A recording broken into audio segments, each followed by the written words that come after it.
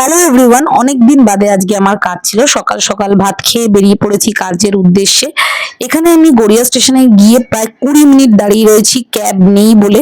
Finally ক্যাবটা এসেছে। আর এতটাই গরম কালকে যে ক্যাবে উঠে মনে হলো যেন আমি যেন স্বর্গপ্রাপ্তি করলাম। বেসিক্যালি আমার এসি গাড়িতে যেতে প্রচন্ড সাফোকেটেড ফিল হয়, কিন্তু কালকে এসিটা চালানোর পরে মনে হলো যেন আমি একটু স্বস্তির নিঃশ্বাস ফেললাম। আলটিমেটলি আমি আধা ঘন্টায় পৌঁছে গেছিলাম কাজে। আমি কালকে কাজে গেছিলাম বাগমারিতে। আর এটা হলো আমার ক্লায়েন্ট। দিদিটা বলেছিল ওনাকে একদম ন্যাচারাল সাজাতে, এই কারণে আমি যতটা কম পেরেছি সাজানোর চেষ্টা করেছি। বাট এট আ সার্টেন এজের পরে তো মুখে কিছু প্রবলেম হবেই, তো সেই কারণে একটু মুখে পোরস এর প্রবলেম হচ্ছিল।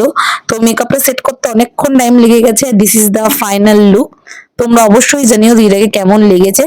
শাড়ি আর গয়নাগুলোর কালেকশন তো খুবই সুন্দর ছিল ওনার। আর গলার সীতাহারটা আমার ভারী পছন্দ হয়েছিল, খুবই সুন্দর ছিল। আর কানের কানবালাটা তোমরা জাস্ট দেখেছো, এত বড় কানবালা আমি কোথাও দেখিনি আগে। ভালো করে বোঝার জন্য ওনার একটা ছবি অ্যাটাচ করে দিলাম। আমি বেরিয়ে প্রচন্ড খিদে পেয়ে গেছিল, কিন্তু ওখানে কোনো খাবার দোকান ছিল না, তাই জন্য আমি একটু আইসক্রিম খেয়ে নিয়েছিলাম। ওখান থেকে আমি একদম সোজা রওনা দিয়ে দিয়েছিলাম উল্টো ডাঙার পথ। লাস্টে আমরা এসে কালীঘাটে মিট করেছিলাম, আমার দিদি মা সবাই মিলে বাড়ি এসেছিলাম।